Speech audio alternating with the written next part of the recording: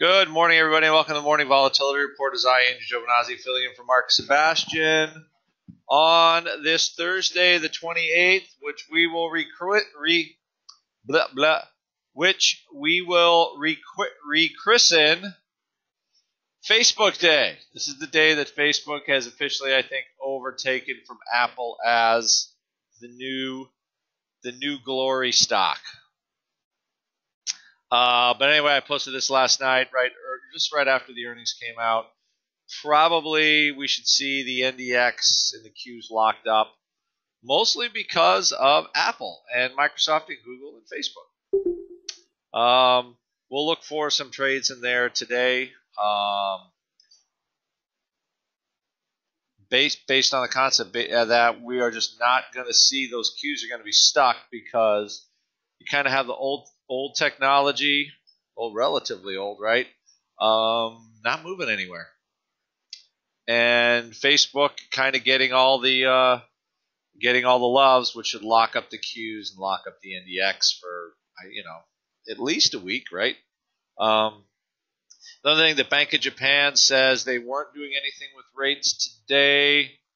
The GDP, I believe, comes in. Everybody weren't expecting very much.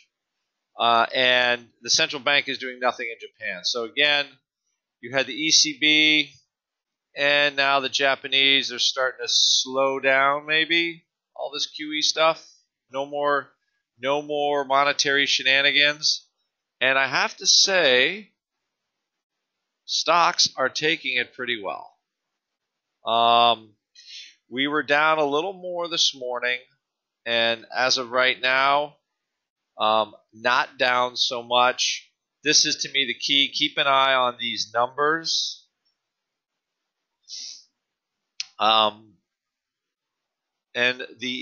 just the easy answer is, if they're going to start to take the volatility out of the cash indexes, that volatility, we could see another sink lower in the vol products and in VXX. We had a little bit for volatility, but if VIX cash, if it ticks negative, I have a hard time believing that the vol futures will stay positive on the day.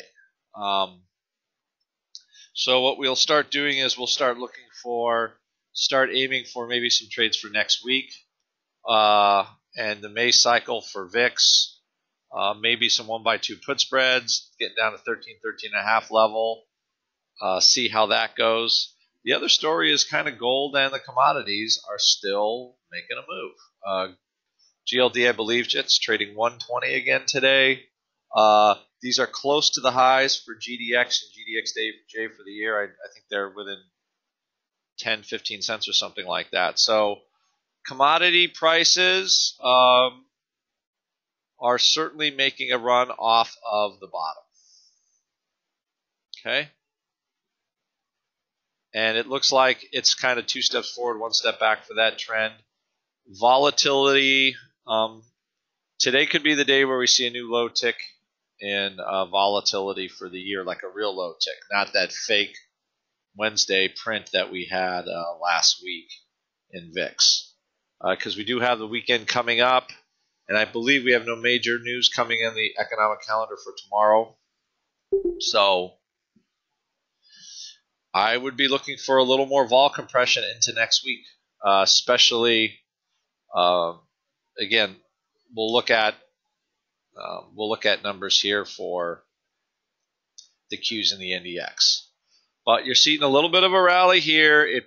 If this rallies, it won't be long, especially with, I believe, oil was at least flat to up the last time I looked. That's enough to pull stocks higher and vol lower. And that's where we are right now. Apparently, whatever was happening, the market is shaking off all of the QE, and they're now shaking off the fact that QE is at least slowing down, and it slowed down in the U.S., and now it looks like it's going to slow down in Japan. So there was that overnight move, and let's just plan for that. Plan for what the market's given us, and right now the market looks like it wants to rally. All right, everybody, you guys have a good day, and I will talk to you all later.